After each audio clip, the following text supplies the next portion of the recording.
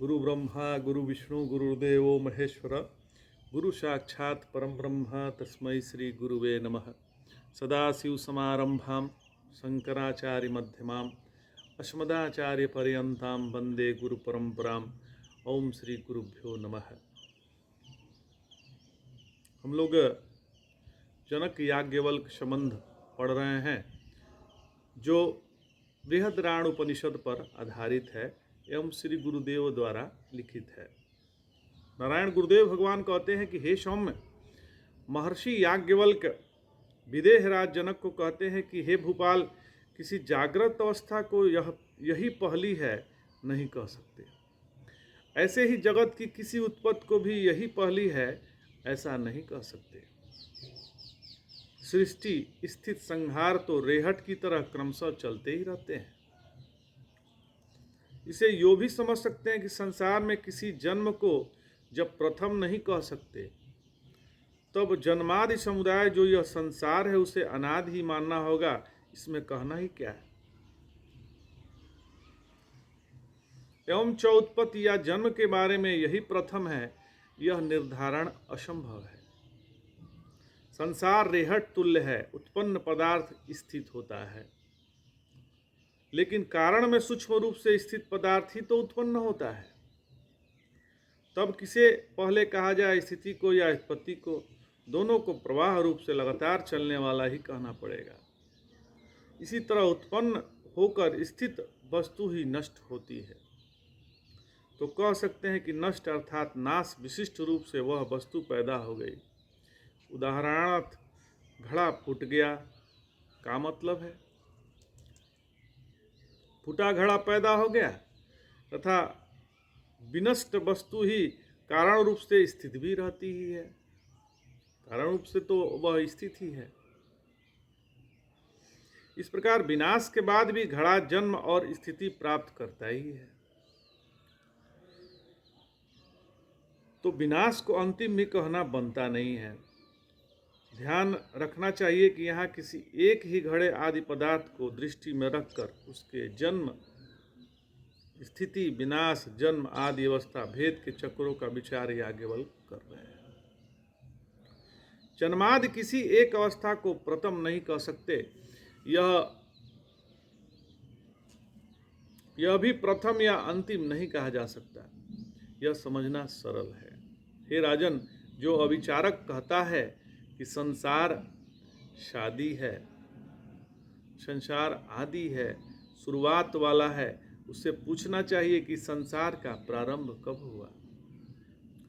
और प्रारंभ का कोई समय तो बता नहीं सकेगा, क्योंकि तभी प्रारंभ है, इसमें उसके पास प्रत्यक्ष अनुमान है नहीं। या माने तो शब्दांतर के विरोध से निश्चायक नहीं कह सकता। यदि श्रद्धावल शब्द विशेष को ही प्रमाण माने, तब भी उसे बताना पड़ेगा कि संसारोत्पत्ति के काल का वह क्या निर्धारण करता है।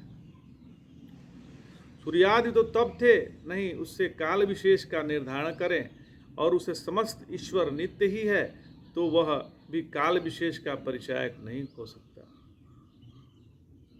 सामान्य का भले ही हो, अतः प्रारंभ के काल को वह परिभाषित नहीं कर सकता, जिससे शब्द सिद्ध साधिता भी वह कह सकता है।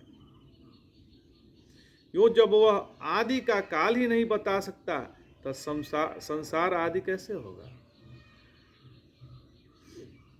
यदि धृष्टतावश वह कहे कि जब मेरा शरीर पैदा हुआ तभी संसार की उत्पत्ति है, तो भी उसका कथन विरुद्ध है। उसके शरीर के उत्पादक तो पहले थे ही, अतः संसार उसके वादी जन्म से प्रारंभ हुआ, यह सर्वथा असंगत है। हे राजन, वादी कह सकता है कि मैं अपने अस्तु देह की अपेक्षा से ही यह संसार अनादि कह रहा हूँ, न कि अपने पिता आदि को भी अपेक्षा से। तो ऐसे मूर्ख से पूछना चाहिए कि संसार से उसका अभिप्राय क्या है। वह यही कहेगा, यह जो मेरा दुश्मन दृश्यमान शरीर है, इसे ही मैं संसार कह रहा हूँ। तब उसे समझाना चाहिए कि हम आस्तिक यह मना नहीं करते कि यह शरीर आदि है। हमारा इतना ही कहना है कि सारे संसार में जितना भी देह संभव है उनमें तुम्हारा यह दृश्यमान देह प्रथम नहीं है। देह परंपरा हमेशा रही है। वादी कह सकता है कि मेरा तो यह शरीर पहला ही है, अर्थात जैसा जमीन हमेशा से है पर हम पहले बार खोद रहे हैं, तब वह तो हमारी पहली बार ही होती है। उससे पूर्व अन्यों को भले ही हो या किसी टापू आदि की जमीन पहले किसी की भी न रही। उस वादी से आस्तिक पूछे कि संसार में इस शरीर को तुम जिसे अपना साथ पहली बार आबद्ध कर रहे हो, उसका तुम्हारा क्या स्वरूप है? तुम कौन हो जिसका यह पहला शरीर है? मैं यह शरीर हूँ ऐसा वह नहीं कहेगा, क्योंकि इस शरीर को अपना पहला शरीर कहना नहीं बनेगा और मृत्यु का भी व्याख्या नहीं हो पाएगी। वह कहेगा कि मैं इस शरीर से अन्य हूँ। उससे आस्तिक पूछे कि इस शरीर की उत्पत्ति से पहले तुम थे कहाँ? तो इस शरीर में तुम आए किस कारण से हो? वादी कह सकता है कि पहले मैं स्वयं में खुद में आत्मा में ही स्थित था और शरीर में दृच्छा से आ गया हूँ, अपनी इच्छा से आ गया हूँ। ऐसा स्वभाव जो विचार के बिना कार्य विशेष प्राप्त करा देता है, जैसे अंधा पत्थर फेंके और वह देवदत्त कलोगे, तो इसमें अत्यधिक इच्छा को ही कारण कह सकते हैं। इसके लिए अचानक अकस्मात आदि शब्द प्रचलित हैं। तब उससे पूछना चाहिए कि यह शरीर पाने के पहले आपने कोई और शरीर क्यों नहीं प्राप्त किया? देह प्राप्ति में हेतु रूप तो जो आपकी स्वभाव विशेष है, वह उसे पूर्व क्यों कार्यकारी नहीं हुई? इस प्रश्न में उसे कोई युक्ति संगत उत्तर नहीं मिलेगा।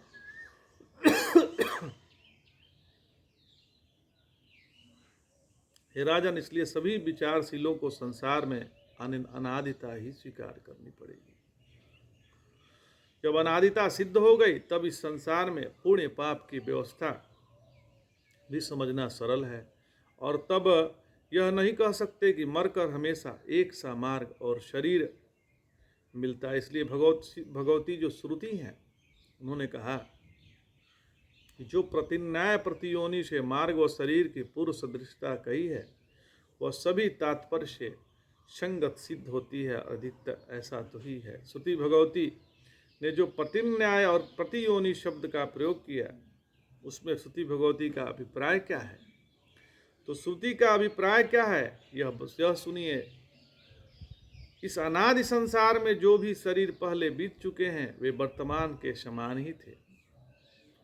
अर्थात जो शरीर कभी भी मिलता है, वैसा ही शरीर फिर भी मिलता ही है। मनुष्य ही नहीं, जिस योनि में जीव पैदा हुआ है या होता है, उसके अनुसार बहुतेरे कार्य बिना सीखे ही करता है, जिससे पता चलता है कि इसको पहले से इसकी जानकारी है, वह सीखा हुआ है। वैसा शरीर पाया, अतः जो शरीर अभी है उससे पहले कभी न कभी उस जाति का शरीर मिल चुका है।